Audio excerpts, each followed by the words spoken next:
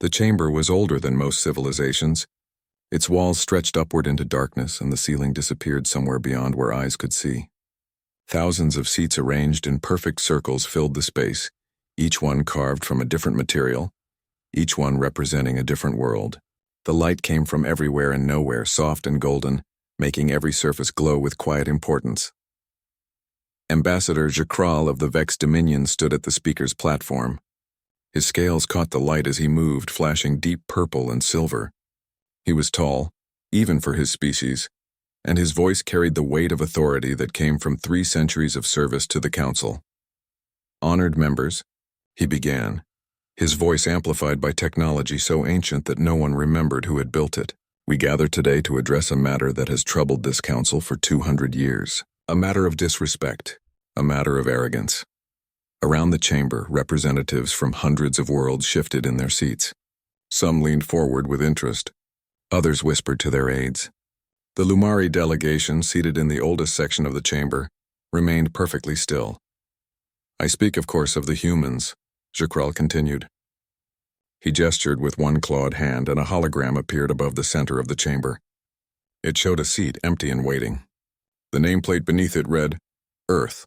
For 2 centuries this seat has remained vacant. 2 centuries of silence. 2 centuries of ignored invitations and unanswered communications. The humans achieved faster than light travel in their year 2147. We welcomed them, as we have welcomed every species that reached for the stars. We offered them membership in this ancient body. We offered them the wisdom of 10,000 years of galactic civilization. Jakral's voice grew harder. They refused. Not with explanation, not with negotiation. They simply said no and turned away. Since then, they have built their colonies in isolation. They trade with fringe worlds that do not respect council authority. They ignore our regulations. They act as if we do not exist. A murmur ran through the chamber. Representative Cathar of the Zenthi Collective stood, his forearms spread wide. Perhaps they need more time. Young species often struggle with the complexity of galactic society. Time?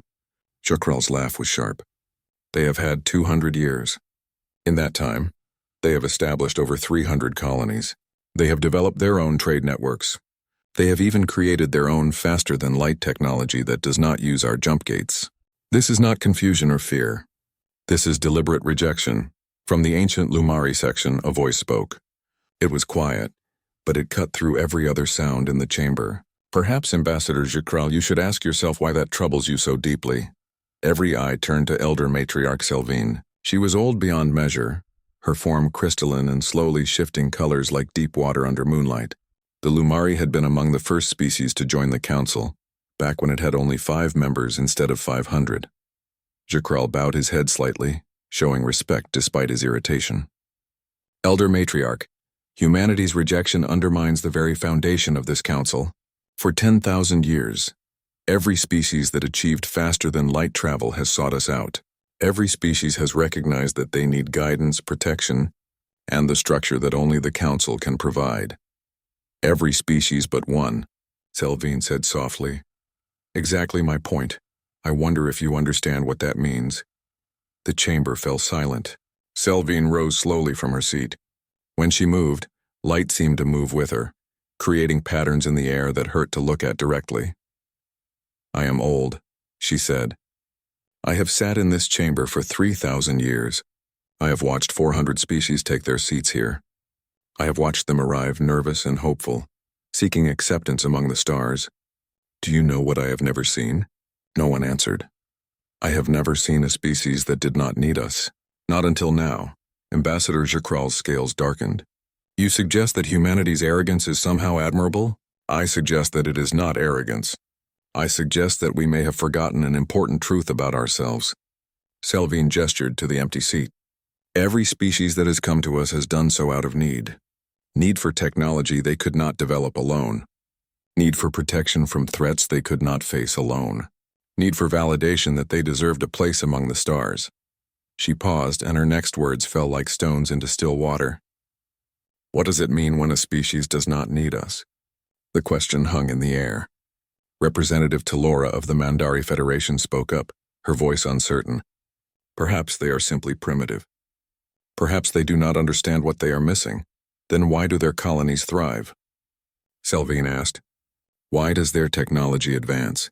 Why do independent traders speak of human goods with respect? Why do the fringe worlds welcome human merchants? Because they are too ignorant to know better, Jakral snapped. Then he caught himself, softening his tone. Forgive me, Elder Matriarch, but surely you see the danger here. If humanity can simply ignore the Council without consequence, what message does that send to other species? What if others begin to question whether they need us? For a moment, something that might have been amusement flickered across Selvine's crystalline features. Perhaps that would not be the worst question they could ask. The chamber erupted. Representatives shouted over each other. Some demanded that humanity be brought to heel. Others suggested increased diplomatic efforts. A few, very few, sat quietly and thought about what Selvine had said. Finally, Jakral raised his voice above the chaos. I call for a vote. I propose that we send a delegation to human space. Not to invite them again, not to negotiate, but to investigate. We need to understand what humanity truly is. Are they a threat? Are they fools? Or are they something else entirely? And if they refuse to meet with us? Representative Cathar asked. Then we will have our answer about their intentions. The vote was called. One by one, the representatives signaled their decision. The holographic display tallied the results. 437 in favor, 52 against, 11 abstaining. The delegation would be sent. Selvine watched the vote with ancient eyes. She knew something that the others did not. Something she had learned over 3 millennia of watching species rise and fall. The Council had become comfortable in its role as gatekeeper. Every species that arrived at these doors arrived looking up, asking permission to enter the Great Hall of Galactic Civilization. But what happened when someone walked past the door without looking back? What happened when someone built their own hall? The meeting concluded, and the representatives filed out, already planning the delegation and debating who would be sent. Jakral remained at the speaker's platform, staring at the empty seat. You seem troubled, Ambassador, Selvine said, approaching him. I am concerned for the future of the Council, Elder Matriarch. Are you? Or are you concerned that the Council might discover it is not as necessary as it has always believed? Jakral turned to her, his scales shifting through shades of purple that indicated confusion and anger. You have served this body for longer than my entire species has existed. How can you speak of it with such doubt? Because I love it enough to question it. Selvine looked at the empty seat. For 10,000 years we have told ourselves a story. We have said that we are the light that guides young species to civilization. We have said that we are essential. But what if we have had it backward all along? I do not understand. We did not lift species up, Ambassador. They lifted themselves. They reached the stars on their own. They developed the technology on their own. They built their societies on their own. All we did was offer them a place to gather and talk. That is not nothing, but it is not everything either. Then what are the humans? Selvine was quiet for a long moment. They are the first species to understand that truth before arriving at our door. And I think they are going to teach us a great deal about ourselves, whether we want to learn it or not. She left the chamber, her form fading into light as she walked. Jakral stood alone, looking at the empty seat. It had been empty for 200 years, but somehow it felt more present now than ever before. In the silence of the ancient chamber, with only the soft golden light for company, he wondered if Selvine was right. He wondered if humanity's absence was not an insult but a mirror. A mirror that showed the Council something it had never wanted to see. That thought troubled him more than any amount of human arrogance ever could. The delegation would be chosen within the week. 5 species, representing 5 different philosophies and 5 different approaches to galactic civilization. They would travel to human space. They would find answers. But as Jakral stood in that ancient chamber, staring at that empty seat, he found himself afraid of what those answers might be. Not because humanity might be hostile, not because they might be dangerous, but because they might be right. The seat remained empty. The nameplate still read Earth, and somewhere, out beyond the jump gates and the trade routes and the carefully maintained borders of Council space, humanity built their colonies and lived their lives and never once thought about the invitation they had declined. They had reached for the stars and found them within reach. They had not needed permission. They had not needed validation. They had simply needed themselves. And that, more than anything else, was what the Council could not understand. Not yet, The delegation ship emerged from the jump gate at the edge of what the council maps designated as human space. The 5 representatives stood on the bridge looking at the viewport with varying degrees of curiosity and concern. Ambassador Jacral was there, of course. He had insisted on leading the delegation personally. Beside him stood Representative Cathar of the Zenthi Collective, his forearms crossed in what his species considered a neutral posture. Elder Matriarch Selvine had come as well, despite her age and the difficulty of travel. The other 2 were Commander Vrix, a military officer from the Thexian Armada, and Scholar Pelmi, a young but brilliant researcher from the Qualix Institute. Initial scans are complete, the ship's pilot announced. She was Zenthi, like Cathar, and her voice carried professional detachment. We are detecting 17 human vessels within sensor range. None are approaching us. In fact, they seem to be ignoring us entirely. Ignoring us? Jacral's scales rippled with irritation. We transmitted our diplomatic credentials and our intention to meet with human leadership.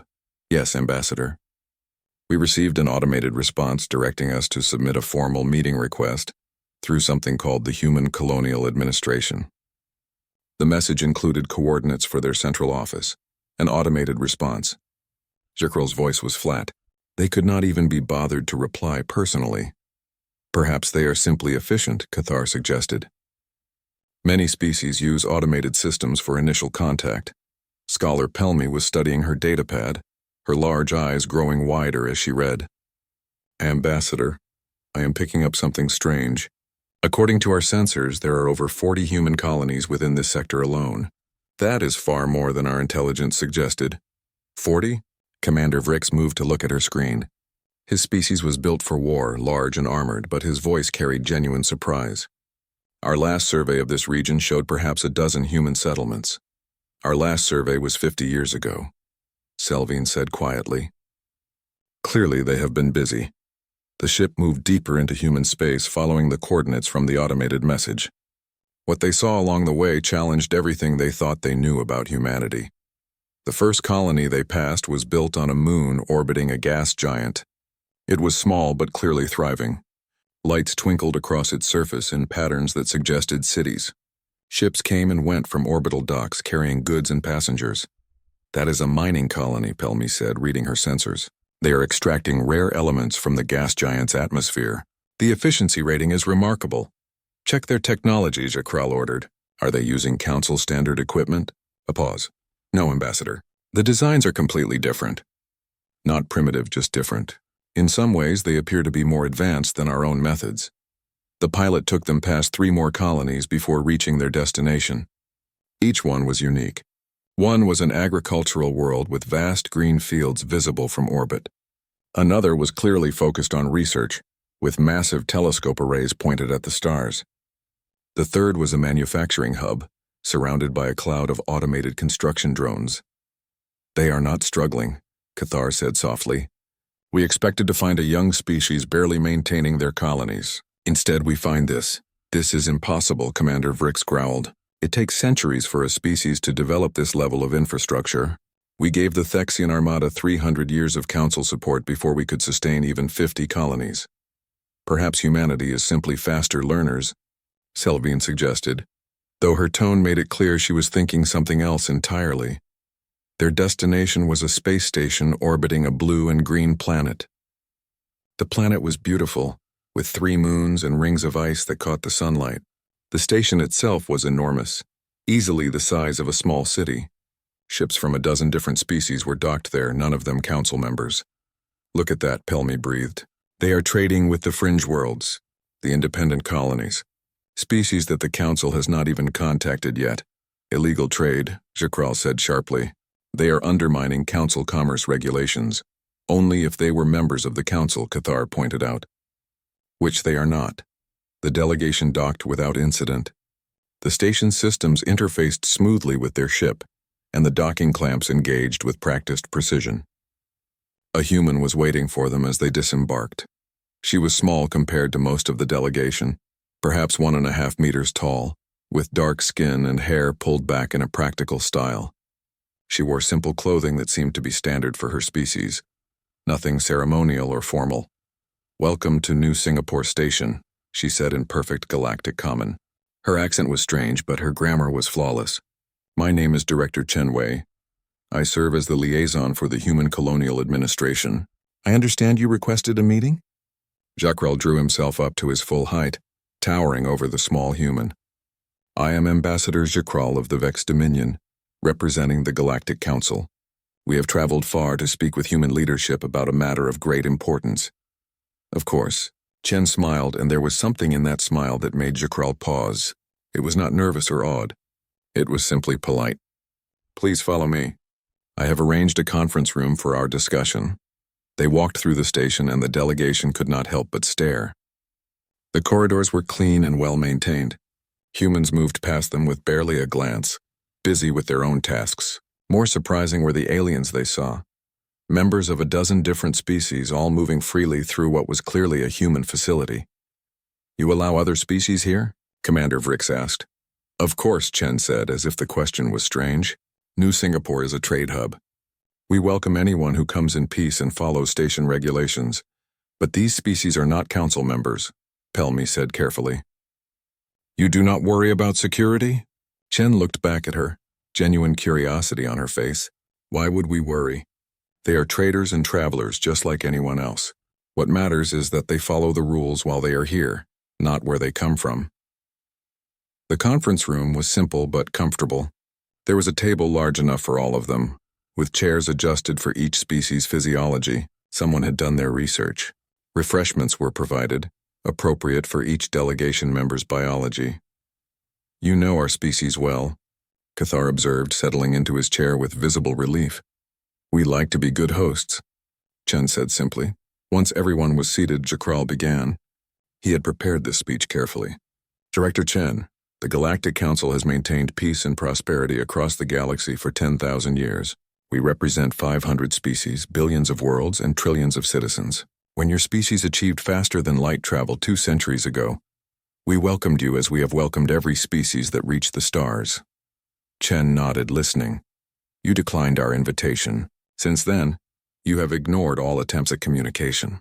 You have built your civilization in isolation from the galactic community. We have come to ask why, and to extend once more the offer of council membership. There was a pause. Chen looked genuinely puzzled. I am sorry, Ambassador, but I think there might be some confusion. We did not decline out of hostility. We simply did not see the need for membership. Did not see the need? Jacrel's scales flashed bright purple. The Council offers protection, technology exchange, access to the Jumpgate network, trade agreements with hundreds of worlds. How can you not see the need? Well, Chen said slowly, as if trying to explain something obvious. We already have protection. Our defense fleet is quite capable. We have our own technology that works very well for our needs. We developed our own faster-than-light drives, so we do not need jump gates. And as for trade, we have agreements with 47 different species already. The delegation stared at her. You have your own drives for faster-than-light travel? Pelmy asked. May I ask what principle they operate on? Quantum tunneling through folded spacetime, Chen said. It is a bit different from your jump gate system, but it works well enough. A bit slower for very long distances, but much more flexible. 47 trade partners? Cathar's forearms gestured in surprise. That is more than some council members have. Is it? I would not know. We tend to trade with whoever offers good value and honest dealings. Many of the independent colonies produce excellent goods. Jacrel felt something he had not expected. Confusion. This was not going according to plan. Director Chen, do you not understand what the Council represents? We are the foundation of galactic civilization. We maintain order among the stars. I am sure you do important work, Chen said politely. But respectfully, Ambassador, we have order without needing to join your organization. Our colonies are peaceful. Our trade is fair. Our people are happy. What would council membership add to that? Legitimacy, Jacrel said flatly. Recognition. A place among the civilized species of the galaxy.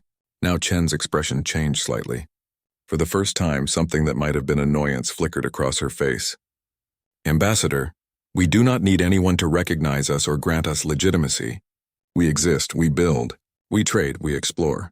We do not require permission to do these things. But every species seeks validation from the Council, Jacrel insisted. It is the natural order of things. Perhaps for them, Chen said gently, but not for us. Elder Matriarch Selvine spoke for the first time since entering the room. Tell me, Director Chen, when your species first achieved faster-than-light travel, what was your first thought? Your first goal? Chen smiled, and this time it was warm and genuine. To see what was out there, to find new worlds, to meet other species, to learn and grow and explore. Not to seek approval from established powers. Why would we need approval to explore? The universe does not belong to anyone. It is there for everyone. Selvine made a sound that might have been laughter in her crystalline form. Jakrel, do you understand now? Understand what? He was angry and confused and feeling something he could not quite name. They do not think they need us because they truly do not need us. And it never occurred to them to pretend otherwise. Chen looked between them, clearly uncertain about what was happening. Have I said something wrong? No, Selvine said. You have said something very right. Something that we needed to hear, even if we did not know it. Commander Vrix cleared his throat. Director Chen, may I ask a military question? If a hostile power attacked one of your colonies, what would you do? Defend it, Chen said simply. Without council support? Without the council fleet? We have our own fleet. It is not as large as yours, probably, but it is sufficient for our needs. We have never looked for fights, but we are quite capable of protecting ourselves. The delegation exchanged glances. This was not the young, vulnerable species they had expected to find. This was something else entirely. May we tour your facilities? Pelmy asked. I would very much like to learn about your technology and methods. Of course, Chen said, standing. I would be happy to show you around. We have nothing to hide. As they left the conference room, Jakrel found himself walking beside Selvine. They truly do not understand what they are missing, he said quietly. Or, Selvine replied, they understand perfectly well, and they have decided they are not missing anything at all. The tour that followed would challenge everything the delegation thought they knew about how species developed in the galaxy. But in that moment, in that simple conference room, the first crack had appeared in their understanding. Humanity had not rejected the Council out of pride or ignorance. They had simply looked at what the Council offered and realized they already had everything they needed. And they had gotten it all by themselves. Director Chen led them through New Singapore Station, with the ease of someone who had done this before. The delegation followed, each member processing what they were seeing in their own way. This section is residential, Chen explained as they walked past rows of windows looking into comfortable living spaces. Humans of all ages moved about inside, some alone, some in family groups. We house about 50,000 permanent residents here, plus another 20,000 temporary visitors and traders at any given time. Temporary visitors from where? Pelmy asked, her datapad constantly recording. All over. We get a lot of traffic from the independent colonies. Some council species stop by too, though not officially. Chen smiled slightly. Traders do not always ask permission from their governments before seeking better deals. Commander Vrix stopped at a window showing a training facility. Inside, humans were practicing what looked like combat techniques. You train your civilians in fighting? We encourage everyone to learn basic self-defense and emergency procedures, Chen said. Not because we expect trouble, but because being prepared makes people feel secure. Self-reliance is important to us. Self-reliance, Jakrel repeated the word like he was tasting something bitter. Is that why you refuse help from the Council? Chen turned to face him fully. Ambassador, we are not refusing help. We are simply not asking for it. There is a difference. They continued walking, and Cathar gestured with two of his arms at a group of aliens chatting with humans near a food court. You seem very comfortable with other species. Yet you avoid formal diplomatic relations with the Council. We are not avoiding anyone, Chen said patiently. We just do not see the need for formal membership in an organization that does not serve our interests. We trade with Council species all the time. Individual relationships, ship to ship, colony to colony. Why do we need a government body to approve that? Because without structure there is chaos, Jakrel said firmly. Is there? Chen gestured around them. Does this look like chaos to you? It did not.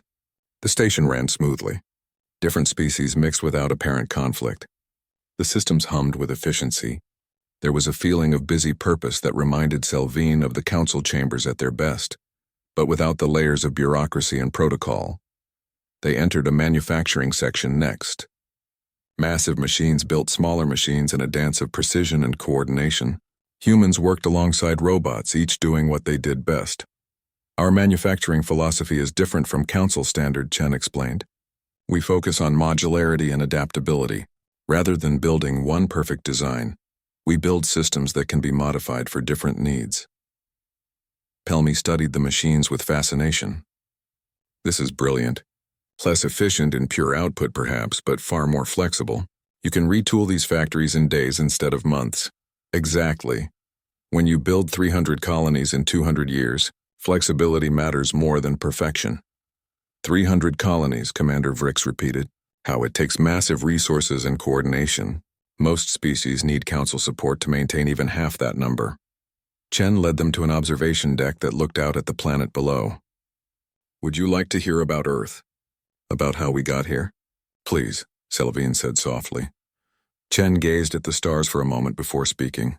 When we first developed faster than light travel, it was chaos. Every nation on Earth wanted to claim territory.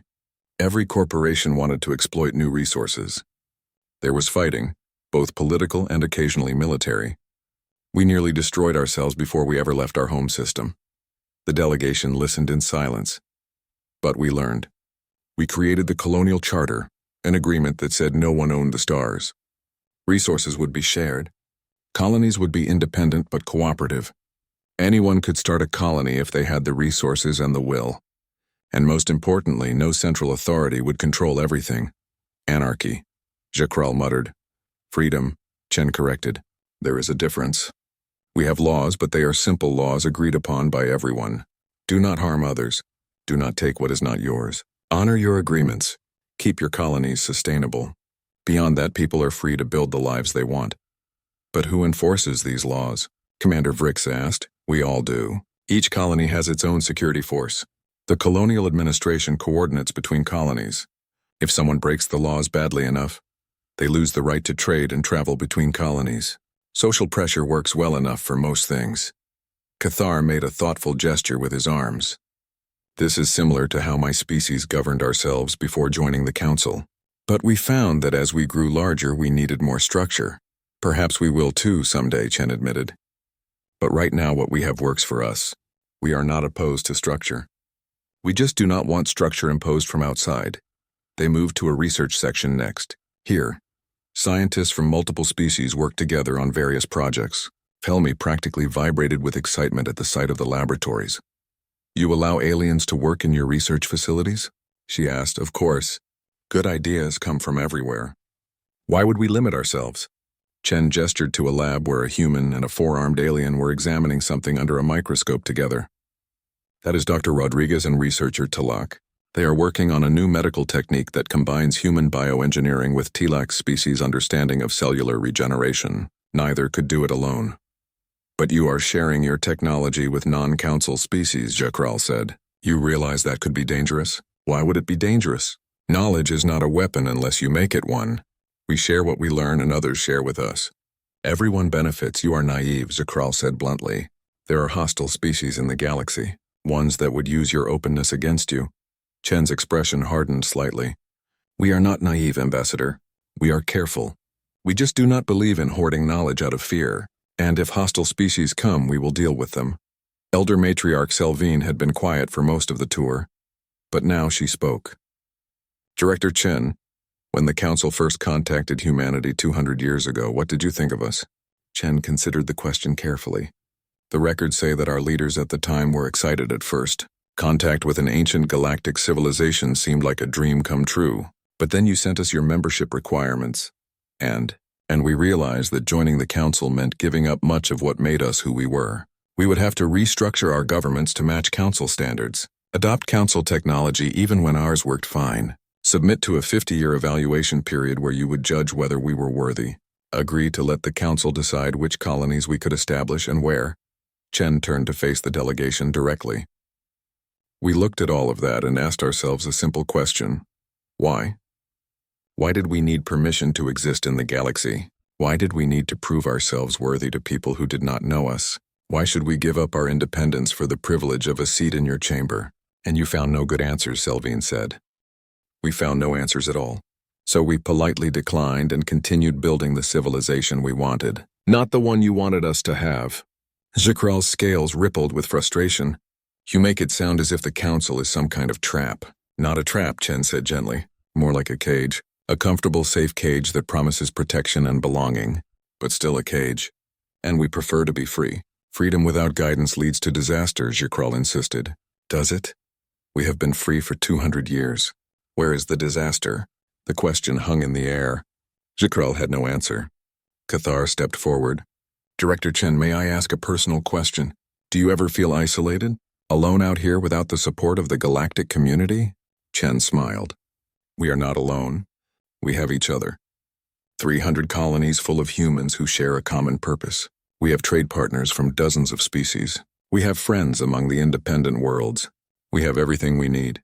But you could have more, Pelmy said softly. Access to council databases, 10,000 years of accumulated knowledge, technologies that could improve your lives. And what would we have to give up for that? Chen asked. Our independence? Our way of life? The freedom to make our own mistakes and learn from them. She shook her head. Thank you, but no. We would rather learn slowly on our own than quickly at the cost of who we are. They returned to the conference room after the tour. The delegation was quiet, each lost in their own thoughts. Chen provided more refreshments and waited patiently for them to speak. Finally, it was Selvine who broke the silence. You do not seek our approval because you do not need it. You do not need it because you have learned to approve of yourselves. Chen looked at the ancient alien with respect. That is one way to put it, yes. We define our own worth. We do not wait for others to tell us we are good enough. Arrogance, Jacral muttered. Confidence, Chen replied. There is a difference. Commander Vrix leaned forward. And if we offered you membership with no conditions? No evaluation period, no restructuring, full rights immediately? I would have to ask what you get out of it. The Council does not give things away for free. We get the benefit of human innovation and trade. We get to include a successful species in our community. Chen thought about it. Maybe someday we will be interested. But right now, honestly, we do not see what we would gain that we do not already have. We can trade without membership. We can innovate without permission. We can grow without oversight. What would membership give us besides a seat in a chamber very far away? Legitimacy, Jacral said again. We have legitimacy. We exist, we thrive. We do not need a piece of paper or a seat in your council to make that true. Pelmy was reviewing her notes, her large eyes thoughtful. I think I understand now. You do not hate the council. You do not fear it. You simply do not see yourselves as needing it. It is not relevant to your lives. Exactly, Chen said, pleased that someone was getting it. It is not personal. The council serves its members well, I am sure. But we are not looking for what it offers. Cathar made a gesture that in his species indicated deep thought. On my world we have an old saying, a fish does not ask the bird for permission to swim. I think humans are like that fish. You swim in your element naturally, without needing anyone to teach you how. That is a good way to put it, Chen agreed. Jacral stood abruptly. I have heard enough. Director Chen, thank you for your hospitality. We will return to the council with our report. Of course, Ambassador. Will you be recommending anything specific? That is for the council to decide. As the delegation prepared to leave, Selvine lingered behind. She placed one crystalline hand on the table, the gesture surprisingly gentle. Director Chen, I am 3,000 years old. I have watched hundreds of species join the council. Every single one came to us seeking something they felt they lacked. You are the first to come seeking nothing at all. Is that wrong? Chen asked. No, Selvine said softly. It is terrifying. Because if you do not need us, then perhaps no one really does. Perhaps they only think they need us because we convinced them they did. Chen reached out and gently touched the elder's crystalline hand. Or perhaps they needed you then, but they would not need you now. Maybe the council's greatest success is not in keeping members, but in helping them reach a point where they can stand on their own. Selvine was silent for a long moment. That is a more generous interpretation than we deserve. But I thank you for it. Safe travels, Elder. You are always welcome here. The delegation left New Singapore Station and began the journey back to council space. Behind them, the station continued its busy life. Humans and aliens traded goods and stories. Ships came and went. Children played in parks under artificial skies. And somewhere, in a small office, Director Chen Wei sat down and wrote a brief report to the Colonial Administration. Met with Galactic Council delegation today. They offered membership again. Declined politely. They seemed confused about why. Doubt they will understand anytime soon. Recommend we continue as we are. She filed the report and moved on to other tasks. There were supplies to order, ships to schedule, and a dozen small crises to manage. The Council's approval or disapproval did not matter. It never had. Humanity was too busy living to worry about what others thought of their existence.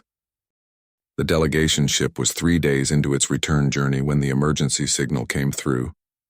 Commander Vrix was the first to hear it, his military training making him alert to such things even in sleep. Ambassador Jakral, you need to see this, he called from the bridge.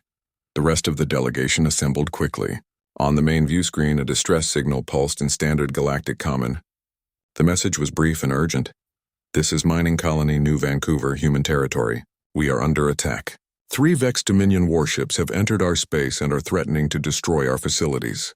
Request immediate assistance. Jikral's scales went pale, then flushed dark purple with anger. Vex Dominion. But that is my own people. This must be a mistake. Pulling up tactical data now, the pilot said. Her forearms moved across multiple control panels. Confirmed. 3 Vex warships on aggressive approach to a human mining colony. They are broadcasting a message. Play it, Jakral commanded. A Vex commander appeared on screen. He was younger than Jakral, his scales bright with the confidence of someone who had never faced real opposition. Human colonists, you have built your facility in space claimed by the Vex Dominion. You have 1 hour to evacuate before we destroy your equipment and seize this territory for proper use. This is your only warning. The message cut off. Claimed by the Vex Dominion. Cathar's forearms spread in confusion. I checked the territorial charts. This system is not claimed by anyone. It was not, Jakral said quietly. But I recognize that commander. He is from a radical faction that believes humanity's refusal of the Council is a sign of weakness. They have been arguing that the Vex should expand into human space, taking territory that humanity cannot properly defend. But you are here with us, Pelmy said. How did they know to act now? They did not know. They have been planning this for some time, I suspect. The timing is just unfortunate. Jakral's scales shifted through shades of purple that indicated shame and anger. I must contact them immediately and order them to stand down. That will take too long, Commander Vrix said, studying the tactical display. We are 4 hours away at best speed. The human colony only has 1 hour. Then they will have to evacuate, Jakral said. It is regrettable, but there is no other option. We could contact the humans, Cathar suggested. Warn them. Perhaps they have ships nearby that can help. Selvin, who had been silent until now, made a sound like crystal chiming. I suspect we are about to see what Director Chen meant when she said they could defend themselves. The pilot looked up from her console. Ambassador, I am picking up new contacts. Human vessels emerging from... Where did they come from? They were not there a moment ago. Show me, Jakral demanded. The view screen changed to show the tactical situation at the mining colony. 3 large Vex warships had taken up threatening positions around a small human facility built into an asteroid. But now 5 human ships were arranging themselves in a defensive formation between the Vex and the colony. They appeared out of nowhere, the pilot said with disbelief. No jump signature. No warning. They just appeared. They're faster than light technology, Pelmy breathed. They can jump directly to any point in space without using a jump gate. They do not need the infrastructure we require. On screen, a new transmission began. A human woman in a military uniform appeared. She looked calm, almost bored. Vex Commander, this is Captain Maria Santos of the Human Defense Fleet. You are in human protected space. Leave now or we will remove you. The delegation watched in silence as the Vex commander's image appeared beside hers. He was laughing. 5 small ships against 3 Vex cruisers? You're either brave or stupid, human. We do not want to kill you, but we will if we must. Leave now and we will forget this happened. Captain Santos smiled. It was not a friendly smile. You have 30 seconds to begin your withdrawal. After that, you become a threat to human civilians and we will respond accordingly. Absurd. The Vex commander cut the transmission. This is about to become a disaster, Jakral said. Vex cruisers are among the most powerful warships in the Council fleet. Those human ships are less than half their size. Should we intervene? Cathar asked. How? We are hours away and this is a civilian vessel. We have no weapons. On the tactical display, the 30 seconds expired. The Vex ships began moving toward the colony, weapons powering up. The human ships held position. Then everything happened at once. The human ships moved like nothing the delegation had ever seen. They did not accelerate gradually like normal vessels. They jumped, short controlled bursts of their faster-than-light drives that let them change position in an instant. One moment they were in defensive formation.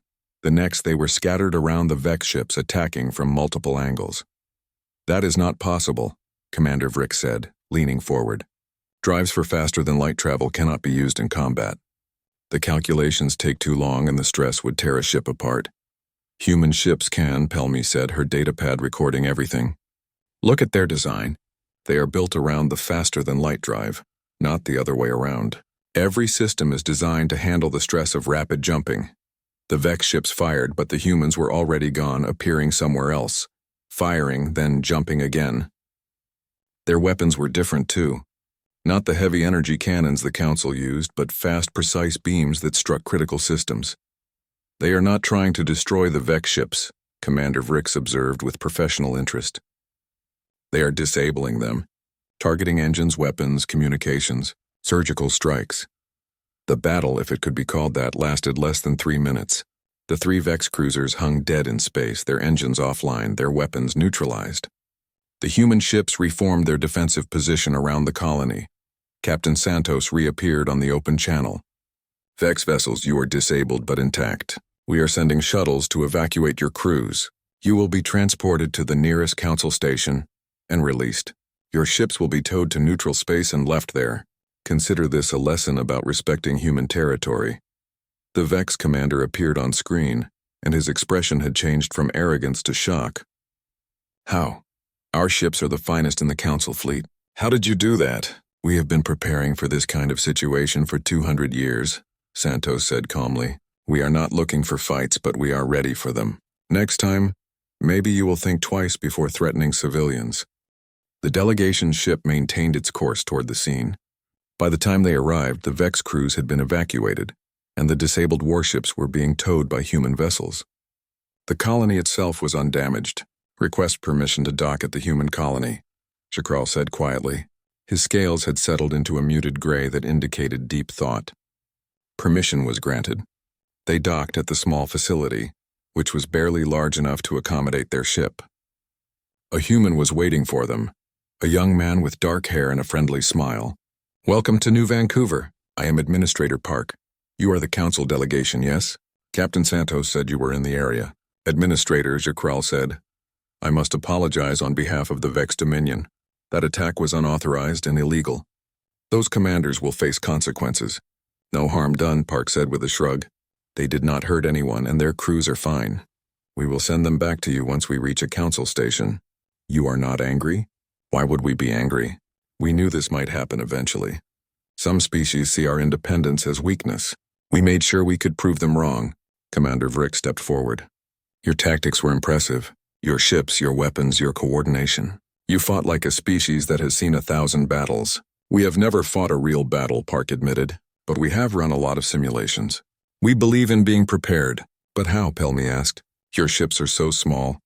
"Yet they defeated vessels 3 times their size. Because we designed them for our needs, not to match someone else's standards. Vex ships are built to fight other Council vessels in traditional engagements. Our ships are built to use our faster-than-light advantage and strike fast. Different approaches for different situations." Selvine moved closer to Administrator Park. Despite her age and crystalline form, she managed to convey curiosity. "Tell me, young human, were you afraid?" "Terrified," Park said honestly. "This is a mining colony. We have 300 people here, including children. The idea of those warships attacking us was scary. But we trust our defense fleet and they came through for us. You did not call for Council help. Why would we? They are not responsible for our protection. We are." Cathar made a thoughtful gesture. "You truly have built a complete civilization. Defense, trade, governance, everything. You do not need the Council for anything." "We do not need them," Park agreed. "But that does not mean we dislike them. If the Council wants to trade with us, talk with us, we are happy to do so. We just do not want to join their organization." "Because you do not need permission to exist," Selvine said softly. "Exactly." They returned to their ship after brief farewells. The journey back to Council space continued in silence for several hours. Each member of the delegation was lost in their own thoughts. Finally, Jakrel spoke. "I was wrong. I thought humanity was arrogant and naive. I thought they did not understand the dangers of the galaxy." "And now," Cathar asked, Now I think they understand perfectly. They just refuse to let fear control them. They built the civilization they wanted, and they made themselves strong enough to protect it. Commander Vrix was reviewing the tactical data from the battle. I need to revise everything I know about combat doctrine. What the humans did should not be possible, but they did it anyway. Because they did not know it was impossible, Pelmy suggested. They were not constrained by Council military doctrine. They invented their own approach from scratch. Or, Selvine said, they knew it was possible, and they refused to accept anyone telling them it was not. The conversation drifted to silence again. Outside the viewports, the stars moved past, ancient and unchanging. What will you tell the Council? Cathar finally asked Jakrel. The ambassador's scales shifted through several colors before settling on a deep blue that indicated acceptance. The truth. That humanity does not need us. That they have built a successful civilization without our help. That they can defend themselves without our protection. That they have everything they need because they worked for it themselves. The Council will not like that, Commander Vrix observed. No, Jakrel agreed. They will not. Because it forces us to ask uncomfortable questions. If humanity does not need us, then what does the Council actually provide? What is our purpose if not to guide and protect young species? Perhaps, Selvine said quietly, the Council's purpose was never to guide and protect. Perhaps it was always just to provide a place for species to gather and talk. Everything else, all the structure and requirements and evaluation periods, perhaps that was just us trying to make ourselves seem more important than we are. You are saying the Council is unnecessary? Jakrel asked. No. I am saying the Council is not as necessary as we have always believed. There is a difference. They discussed it for hours as the ship carried them back toward Council space. By the time they arrived at the jump gate, they had reached a conclusion, though not everyone was happy with it. Humanity had proven something important. They had proven that the Council's way was not the only way. That species could reach the stars and thrive without needing validation from ancient institutions. That independence was not the same as isolation. Most importantly, they had proven that the empty seat in the Council chamber did not represent failure or arrogance. It represented choice, and that was the most terrifying thing of all, because if humanity could choose to walk away, then maybe other species could too. Maybe the Council existed not because it was necessary, but because no one had ever questioned whether they needed it. Until now. The delegation ship passed through the jump gate, leaving human space behind. But the questions they carried with them would not be so easy to leave behind. Those questions would follow them all the way back to the Council chamber. And once asked, questions like that are very hard to ignore. The Council chamber felt different when the delegation returned. The golden light seemed harsher, the ancient walls more oppressive. Or perhaps it was just that they were seeing it with new eyes. 500 representatives filled their seats, waiting to hear the report. The empty seat labeled Earth sat among them, as it had for 2 centuries. A silent reminder of the species that had said no. Ambassador Jakrel stood at the speaker's platform. His scales were a neutral gray, carefully controlled. He had spent 3 days preparing this report, writing and rewriting, trying to find words that would convey what he had learned. Honored members of the Galactic Council, he began. His voice carried through the chamber, amplified by ancient technology. The delegation has returned from human space. We have met with human leadership. We have toured their facilities. We have witnessed their capabilities. And we have come to some difficult conclusions. A murmur ran through the chamber. Representatives leaned forward, eager to hear about the strange species that had rejected them. Humanity does not need us, Jakrel said simply. That is the first and most important conclusion. They have built a thriving civilization of over 300 colonies. Their technology is equal to ours in most ways, superior in some. They have established trade relations with dozens of species. They can defend themselves against military threats. They are completely self-sufficient. Then they are fools, Representative Talora called out. They isolate themselves from the greatest civilization in galactic history out of pride. They are not isolated, Cathar said, rising from his seat. They trade freely with many species. They welcome visitors to their stations. They collaborate with alien researchers. They simply do not want formal membership in the Council. Why not? Talora demanded. Because they see no benefit to it. The chamber erupted. Representatives shouted over each other, some angry, some confused, all disturbed by this news. Shukral let them talk for a moment before raising his hand for silence. Please let me finish the report. There is more you need to understand. The noise died down, though the tension remained. We witnessed a military engagement, Shukral continued. His voice was heavy with shame. 3 Vex warships operating without authorization attempted to seize a human mining colony. 5 human defense ships responded. The battle lasted less than 3 minutes. The Vex ships were completely disabled without a single casualty on either side. Silence fell like a weight. Commander Vrick stood, his large armored form commanding attention. The human ships used tactics we have never seen, he said.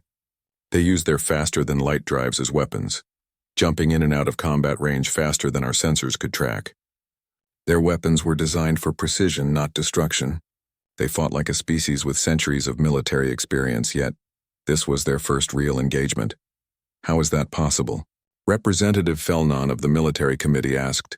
Preparation, training, and a completely different approach to ship design and combat doctrine. They did not copy our methods. They invented their own. Scholar Pelmy rose next, her large eyes sweeping the chamber. I analyzed their technology extensively. It is not primitive or inferior. It is simply different. They developed it independently, without access to council databases or council guidance. In some areas, particularly in adaptive systems and modular design, they have surpassed us. The chamber was quiet now, representatives absorbing this information.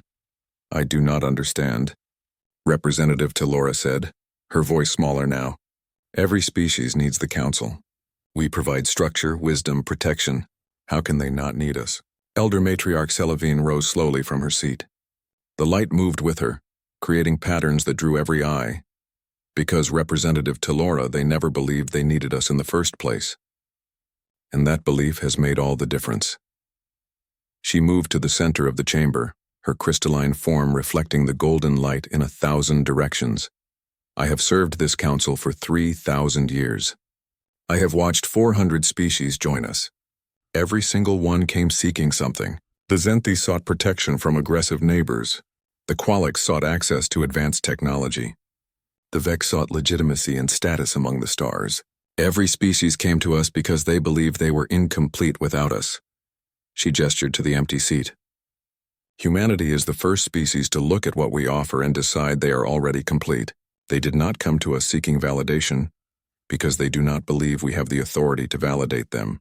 They exist, therefore they are legitimate. They thrive, therefore they are successful. They need no one's permission for either. That is arrogance, someone called from the upper tiers, is it? Selvine's voice was gentle but firm. Or is it confidence? Is it arrogance to say I can do this myself when you have proven that you can? Is it arrogance to decline help you do not need? Shukral spoke again. The humans asked me a question that I could not answer. They asked what council membership would give them that they do not already have. I listed benefits: access to jump gates, military protection, technology exchange, trade agreements. And they pointed out that they have their own faster-than-light drives, their own defense fleet, their own technology, and their own trade partners. What about wisdom? Representative Kanal asked. What about the accumulated knowledge of 10,000 years? They are learning on their own, Pelmy said, making their own mistakes and discovering their own solutions. They value that process more than they value shortcuts. They are reinventing wheels that have already been invented, Kanal protested. Perhaps, Selvine said. But they are their wheels, built for their needs in their way on their terms, and that matters to them more than efficiency. A new voice spoke up, deep and resonant. It was Elder Korthan of the Thexian Armada, one of the oldest members of the council after Selvine.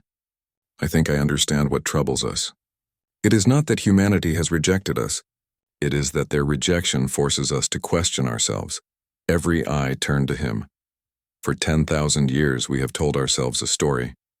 We have said that the council is essential to galactic civilization, that young species need our guidance, that we are the light that leads them to the stars. But humanity has shown us that this story is not entirely true. They reached the stars without us. They built a civilization without us. They learned to thrive without us. If they do not need us, then perhaps no one ever really did. That is not true, several representatives protested at once. Is it not? Korthan's voice was sad. Look at our own histories. My species, the Thexians, achieved faster than light travel on our own. We had already established 12 colonies before we encountered the Council. We joined not because we needed help reaching the stars, but because we were afraid of facing the galaxy alone. The Council offered safety in numbers, and we accepted. He paused. But we could have continued alone, could we not? Like the humans are doing now. We chose not to because we valued the community the Council offered. But it was a choice, not a necessity. We have pretended otherwise for so long that we forgot the difference. Jakrel felt something shift in his understanding. You are saying the Council does not uplift species. We simply offer them a place to belong. Yes, and there is value in that.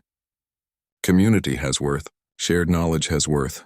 The bonds between species have worth. But these things are not the same as being necessary for survival. The Council is beneficial, not essential. There is a difference. Representative Talora stood again.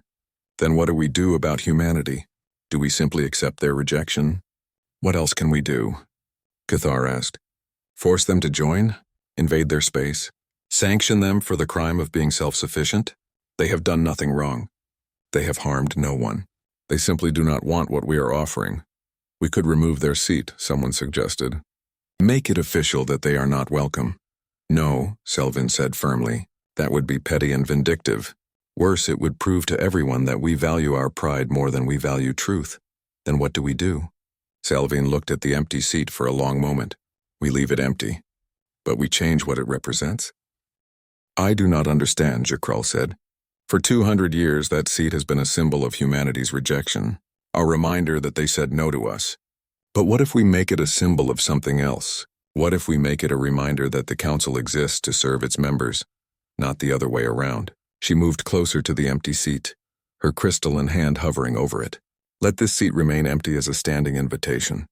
Humanity is welcome here whenever they choose to come, with no conditions, no evaluation periods, no requirements. They may attend as guests, as observers, as full members if they ever decide they want that. But the choice is entirely theirs.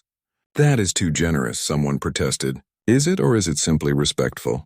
They have built a civilization that equals ours. They have proven they can stand on their own.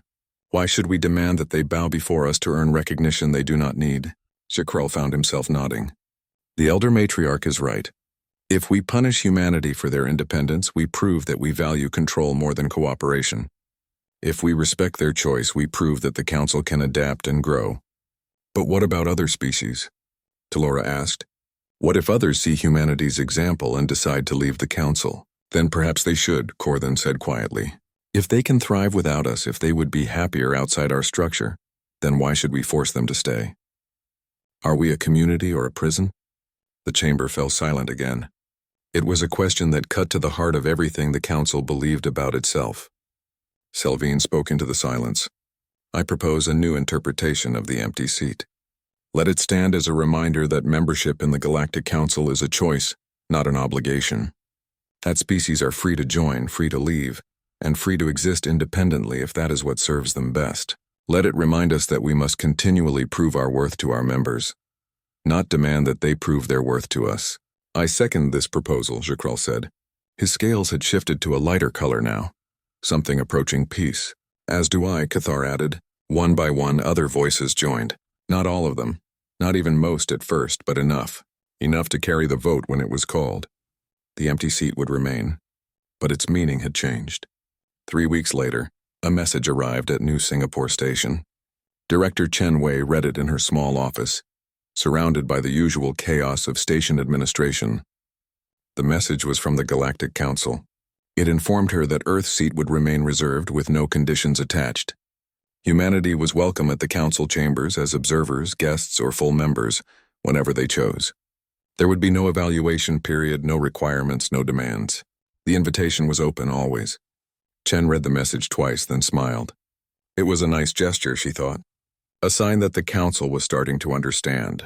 She drafted a polite reply, thanking them for the invitation and acknowledging that humanity might take them up on it someday, when they were ready, when they saw a reason to. But not today. Today there were supplies to order, ships to schedule, and a report from the colonial administration about a new colony that wanted to try something experimental with their agriculture. There was work to do, lives to build, problems to solve. Chen filed the council's message in her archives and moved on to the next task. The universe was vast and there was so much to explore, so much to learn, so much to build. They did not need permission for any of it. They never had. Light years away in the ancient council chamber, the golden light continued to shine. The representatives came and went, debating policies and settling disputes and maintaining the structure of galactic civilization. And in the circles of seats one remained empty. But it was no longer a symbol of rejection or arrogance. It was a reminder. A reminder that species reached the stars on their own power, that they built civilizations through their own effort. That community was a choice, not a requirement. That respect was earned, not granted. Elder Matriarch Selvine sat in her seat, ancient and patient, and looked at the empty chair with something that might have been satisfaction. In 3,000 years, the council had learned many things, but this might be the most important lesson yet. That being needed was not the same as being necessary. That being wanted was better than being required. That the greatest gift you could give another being was the freedom to walk away. And if they chose to stay despite that freedom, then you knew it was real. Humanity had walked away. They had built their own path to the stars. They had created something beautiful and strong and entirely their own. The empty seat would wait for them for as long as it took. And if they never came, that would be all right too. Because they had already proven everything that needed proving. They had proven that they were enough. All by themselves. The universe was vast and filled with possibility. Humanity had reached out and grasped it with both hands, not asking for permission, not waiting for approval. They had simply decided they belonged among the stars. And in that decision, in that moment of pure confidence and determination, they had shown the entire galaxy something profound. That belonging was not something granted by others. It was something you claimed for yourself. And once claimed, no one could ever take it away.